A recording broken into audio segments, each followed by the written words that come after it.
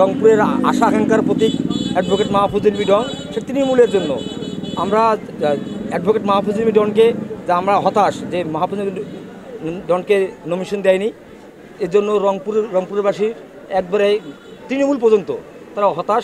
আমরা সবাই মাহফুজুল মিডনের সমর্থক, তাকে আমরা হৃদয়ে ধারণ করি, এজন্যই আমরা আসছি। আমরা চাই রংপুর 3 আসনে মাহফুজুল মিডনের হাতে ধানের শীষ মার্কা উঠাই দিবে।